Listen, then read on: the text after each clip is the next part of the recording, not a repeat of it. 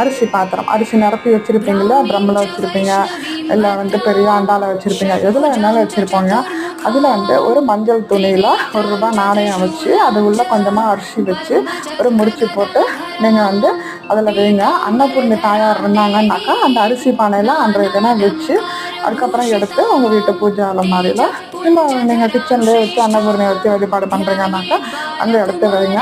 நம்மக்கிட்ட எப்போவுமே அன்னத்துக்கு பஞ்சம் இல்லாமல் நிறைவாக இருக்கும் அப்படின்ட்டு அதை சொல்லுவாங்க. இதை தாங்க காலங்காலமாக பழங்காலத்துலேருந்து அவங்க நம்முடைய முன்னோர்கள் கடைபிடித்துக்கிட்டு வர ஒரு விஷயம். தங்கம் வாங்குறது, வெள்ளி வாங்குறது, இந்த மாதிரி பொருட்கள் வாங்குறது எல்லாமே இடைப்பட்ட காலத்தில் உருவான ஒரு நம்மளா உருவாக்கிக்கிட்ட ஒரு விஷயமா இருக்குது. நீங்கள் பார்த்தீங்க அவங்களோட பாட்டி எல்லாரும் பார்த்தீங்க அப்படின்னாக்கா யாருமே தங்க நகையெல்லாம் வாங்கி போட்டிருக்கிறதுக்கு வாய்ப்பே கிடையாது. எல்லாருமே நிச்சயம்